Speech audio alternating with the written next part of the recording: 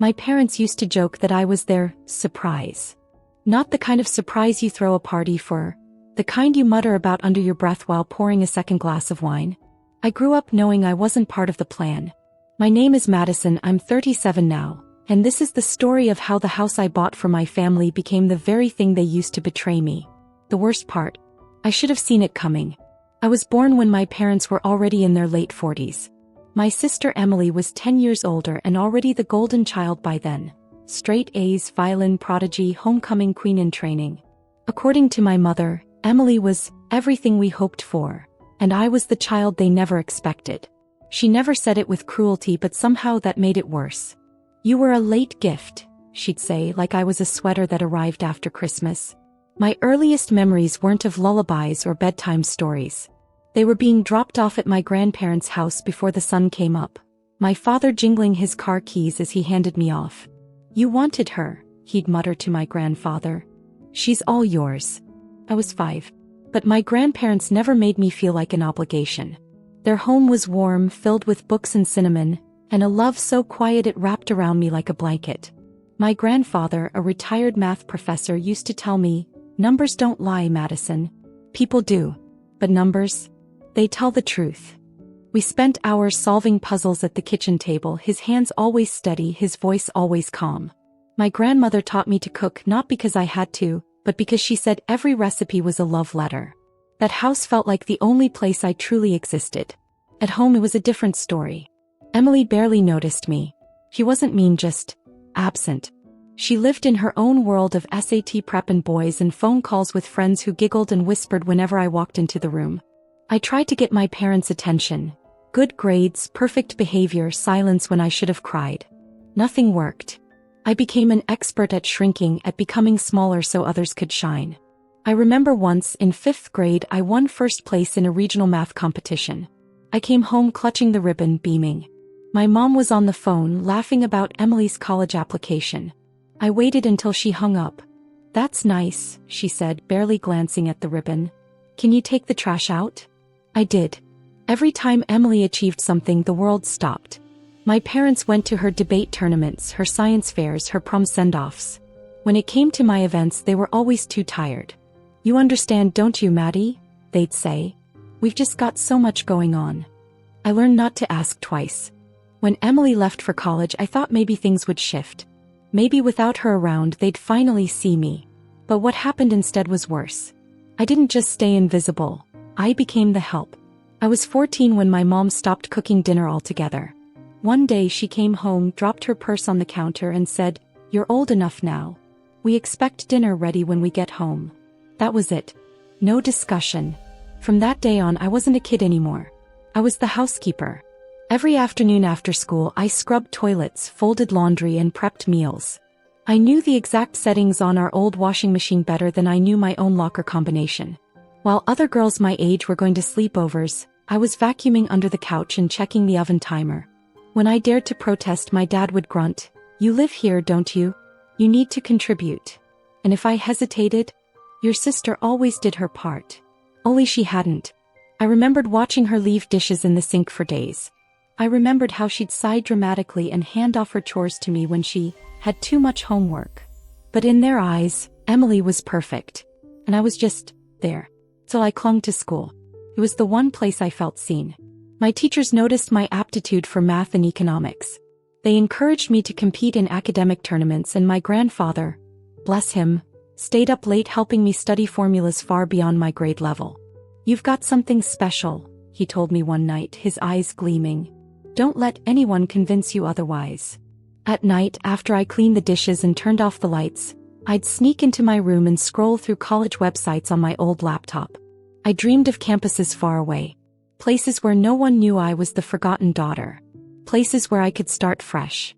I didn't realize then just how hard I'd have to fight to make that dream real. Or how deeply my family would resent me for trying. Leaving home didn't feel like freedom at first. It felt like exile.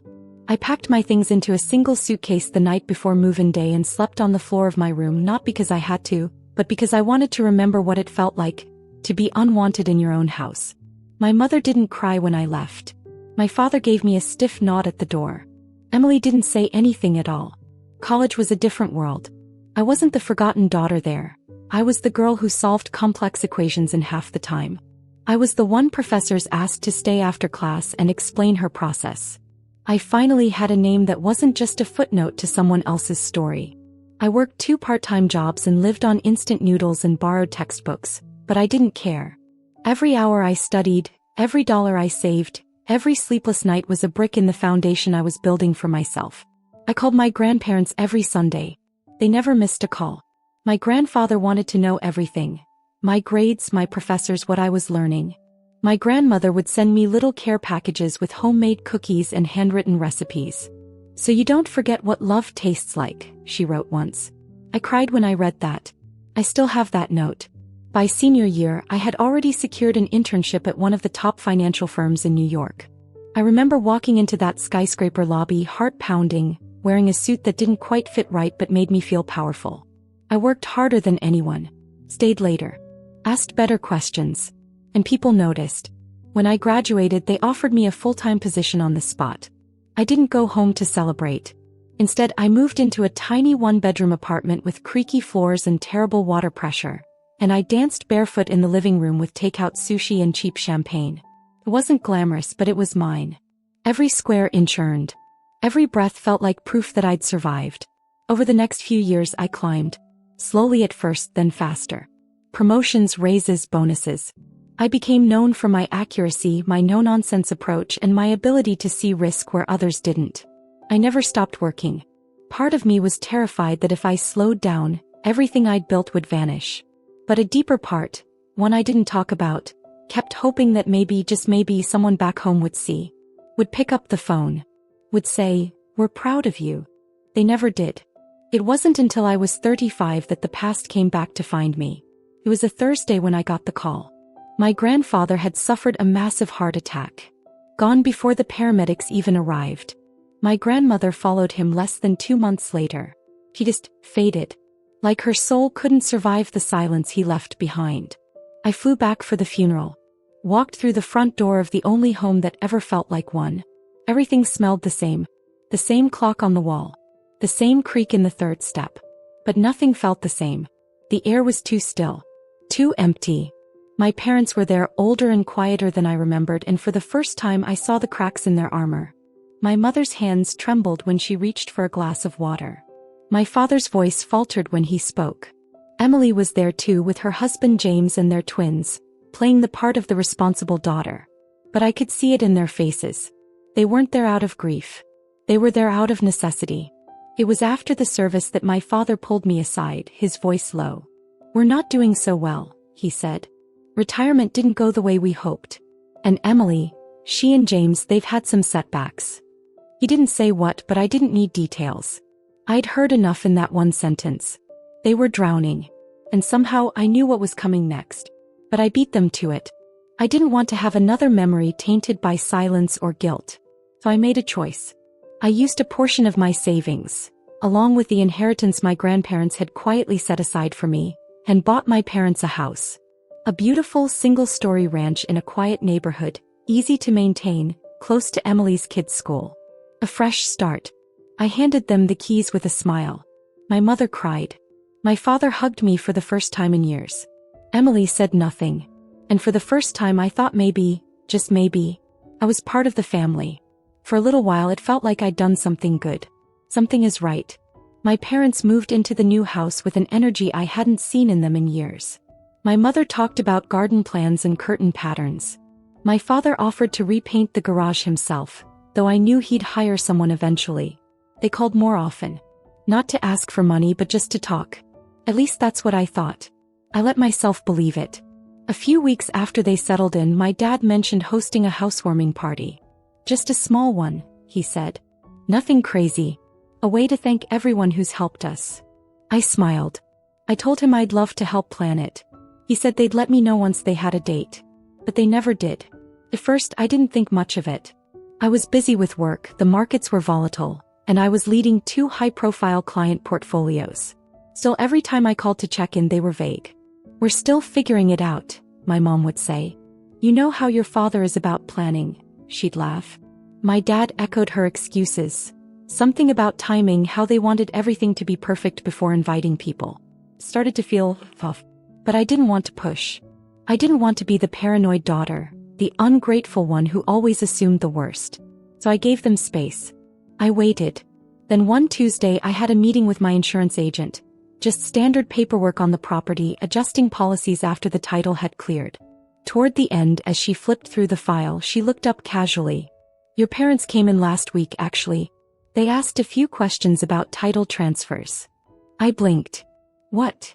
She nodded. "They were wondering if they could move the house into a joint family trust. I told them we'd need the primary deed holder, you, for any legal adjustments. They said they'd get back to me." The words hit like a punch to the chest. I smiled, nodded, signed the last form and walked out of the office like everything was fine. But inside I was spiraling. My parents had tried to transfer ownership of the house I bought, without telling me. Without asking.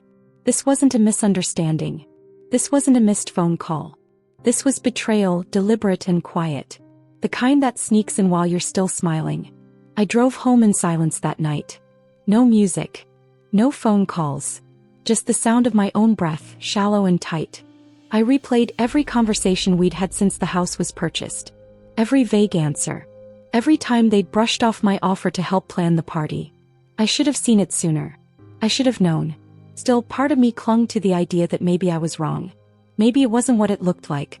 That hope died 3 days later. It was a Saturday morning when the truth finally showed its face. I was making coffee, still replaying the insurance conversation in my mind, when a notification lit up on my phone. A message from an old classmate I hadn't spoken to in years. "Didn't know you were back in town. Can't wait to see you at your parents' party." Party? I froze. My heart kicked against my ribs as I opened the link she'd attached.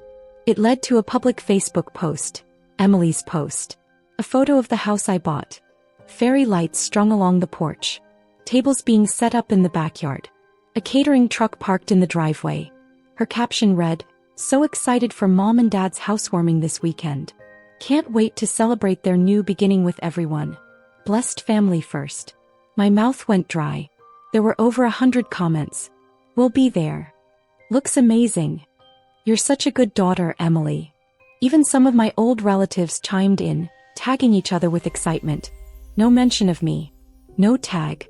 No photo. No credit. And definitely no invitation. I didn't call. I didn't text. I just sat on my couch staring at my screen, feeling the slow, familiar rise of that old childhood ache. The one I thought I'd outgrown. The ache of being forgotten. The ache of being left out on purpose. I don't know how long I sat there. But at some point I stood up, grabbed my keys and got in my car. I parked a block away. From the street, it looked like a dream. Twinkling lights, laughter spilling through the windows, music playing, children's voices carrying into the dusk. My father stood in the front yard, giving what looked like a tour to some neighbors. My mother stood at the door, greeting guests like royalty. Emily's twins were chasing each other barefoot across the lawn. Me. I was standing in the shadows of a house I paid for, watching my family celebrate their new life as if I never existed. I could have walked away. Almost did. But then I remembered sitting on my grandparents' couch as a teenager, sobbing after being excluded from one of Emily's birthday parties. My grandmother had cupped my face and whispered, "One day they'll try to erase you. And when they do, you will decide if they succeed." I wasn't going to let them win again. I slipped in through the side gate. No one noticed me at first. The backyard was full. Laughter, clinking glasses, the soft hum of music blending with idle conversation. String lights danced overhead, casting a warm glow over the tables lined with catered food. It looked like a magazine spread. The kind of celebration you throw when everything in your life is perfect. Except it wasn't. I caught a glimpse of Emily near the grill, laughing with some distant cousin I hadn't seen in a decade. Her husband stood proudly beside her, holding a beer. They looked comfortable, settled, like they belonged. I walked through the kitchen first. No one saw me. My heels clicked against the tile as I passed the table stacked with desserts. Mini cheesecakes, lemon bars, chocolate-covered strawberries. Everything is pristine. Everything is curated. I kept moving. Voices filtered in from the living room. That's where I found them. My parents stood front and center, surrounded by guests. My father raised a glass. After years of hard work, we finally have the home we always dreamed of. Applause. My mother beamed. And we couldn't have done it without Emily. She's been such a blessing through all of this. Always thinking of others. Always putting family first. Someone asked, "What about Madison? Didn't she help too?" My mother smiled politely, shaking her head. "Oh, she's busy these days. Her career keeps her away. We don't see her much." I stepped forward. "Actually," I said loud enough for the whole room to hear, "you've got that backward." The room went still. My father's face paled. My mother's eyes locked on mine, wide and frozen. Emily turned around slowly, her smile fading like a switch had been flipped. "Madison," my father said, recovering first. "What a surprise. Is it?" I looked around. Because it seems like I'm the only one who didn't get an invite. Funny, since I'm the one who bought the house. A few gasps. Eyes darting between me and my parents. Emily stepped forward, trying to interject, but I held up a folder in my hand. "This is the deed," I said. "My name's on it. Not yours. Not Emily's. Mine." My mother's voice cracked. "Honey, can we please talk about this?" "No," I snapped. "We're going to talk about it now. In front of everyone. Because you weren't just going to celebrate without me. You were trying to erase me. Again." Emily crossed her arms. "You've always made everything about you." I turned to her, fury burning low and steady. "No. You're just used to me staying quiet." My father stepped forward. "This is still a family gathering and you're making a scene." "I didn't make this scene," I said. "You did. When you lied. When you tried to steal what I gave freely. When you decided that your golden daughter deserved more than basic honesty." My mother's voice rose in desperation. "We thought it would just be easier." "For who?" I asked. "For you. For the daughter who has never once had to earn a damn thing? You looked me in the eyes, took my gift, and planned a party to celebrate without even acknowledging me. You tried to transfer the title behind my back. You wanted to make it permanent." No one in the room spoke. The silence was thick.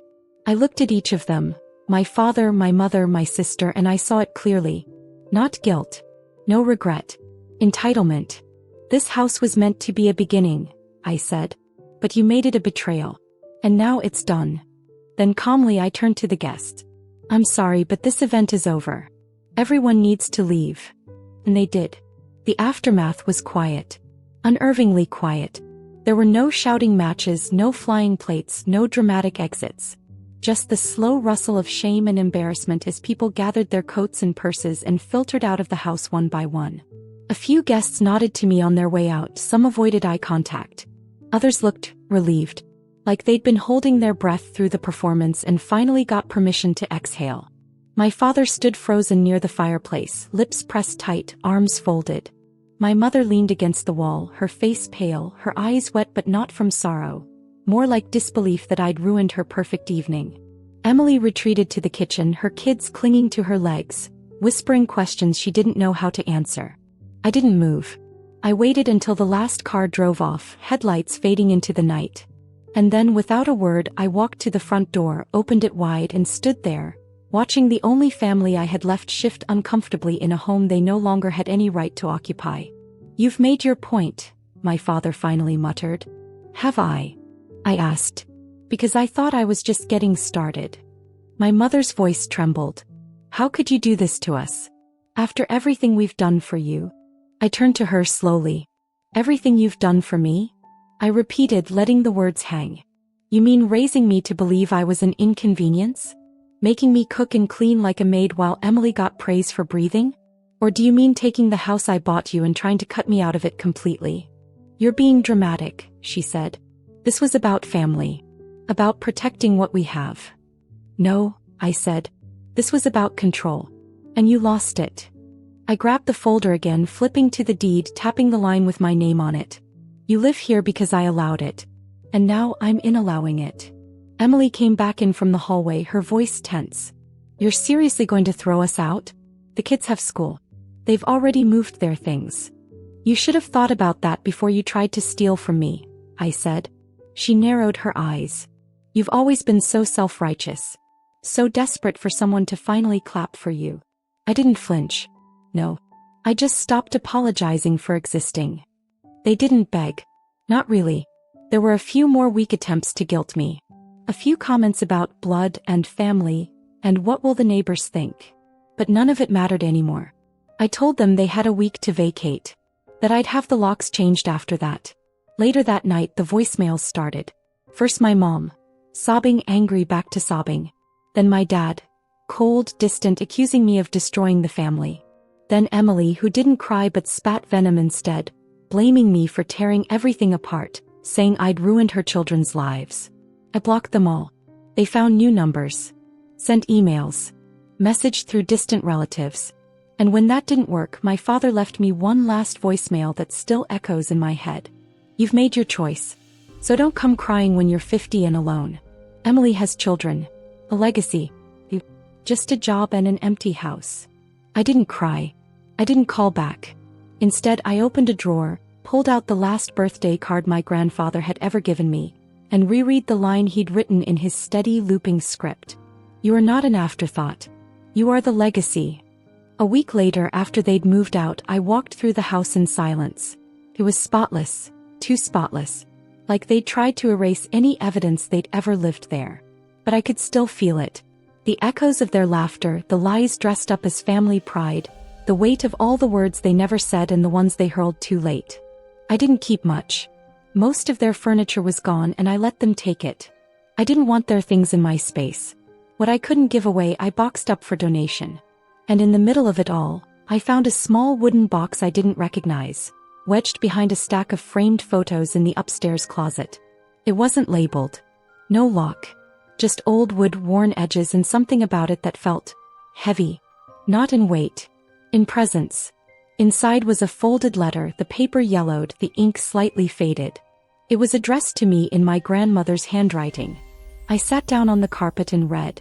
Dear Madison, if you're reading this, then something's changed. And I hope it's something good, though I fear it might be something hard. Life has a way of testing the strongest people the most. And you, my sweet girl, were always stronger than anyone gave you credit for. I know it's been hard living in a house that made you feel like a visitor. Watching love be rationed out like there was never enough for you. But hear me now, you were never invisible to me. Not for 1 second. I saw how you shrunk yourself so others could shine. I saw how you made dinner with a smile when no one even said thank you. I saw the way your eyes lit up when you talked about college and how they dimmed when no one asked about your day. And I want you to know something I hope you carry for the rest of your life. You are not hard to love. You are not too much or too serious or too sensitive. You are just right. You are everything right. And one day they'll try to rewrite the story. They'll say you were distant. Ungrateful. But you and I? Will know the truth. You gave more than you ever got. You stayed longer than you should have. And when you finally left, it wasn't because you stopped loving them. It's because you started loving yourself. So if you're standing at a crossroads now wondering if you did the right thing, you did.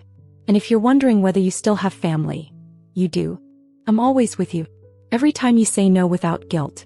Every time you choose peace over approval. Every time you stand up and refuse to be erased.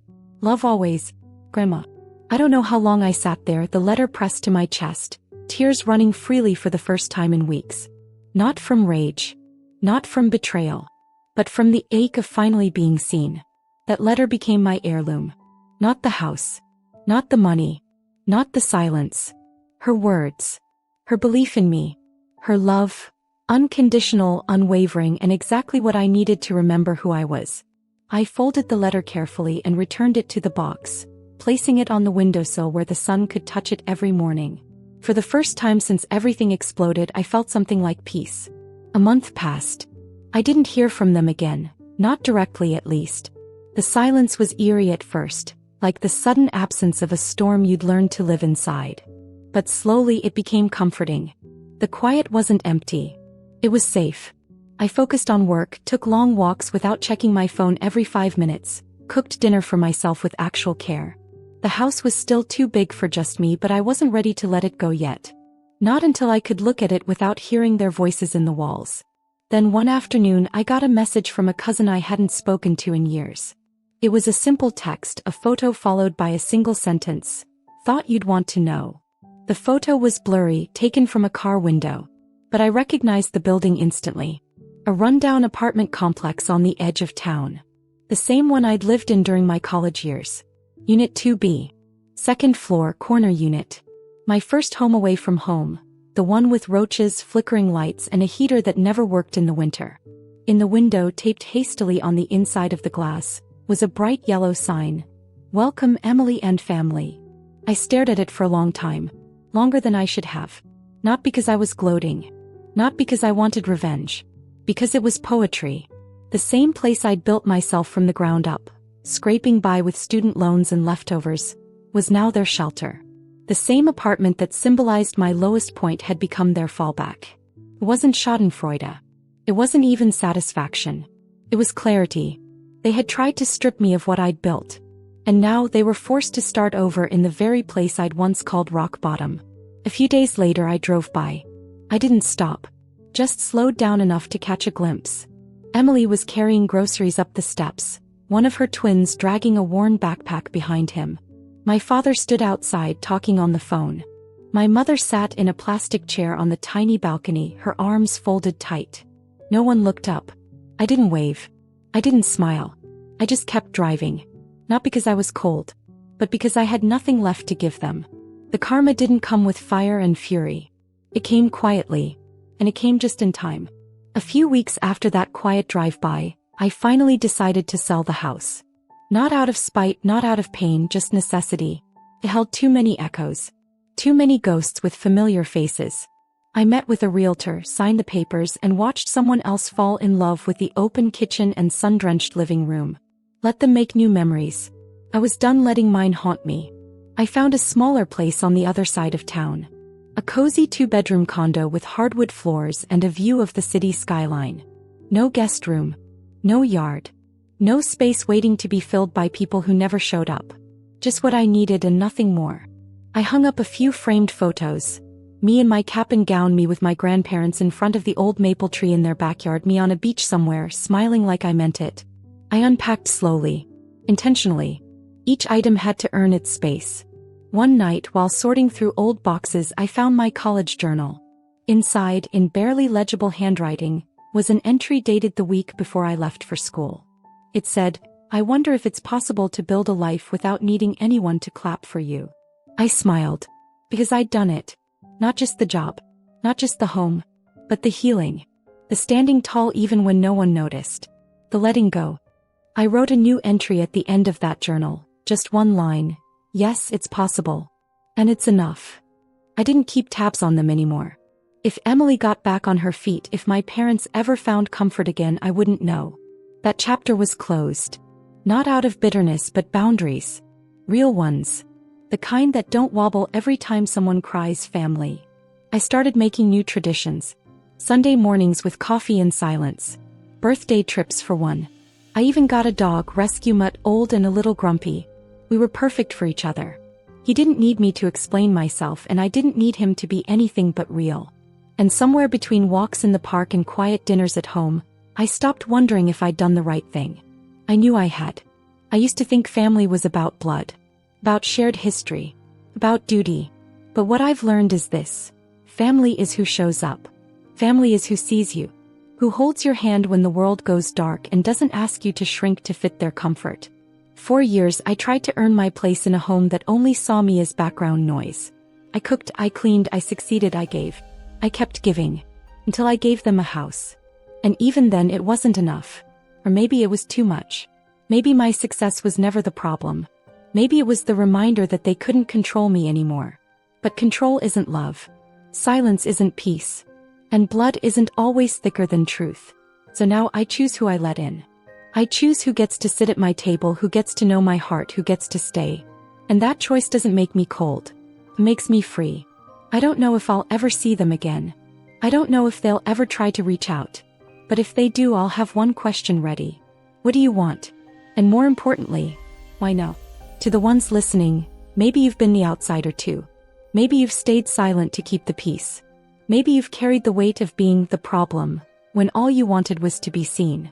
So here's my question for you. At what point do you stop asking for a seat at their table? And start building your own?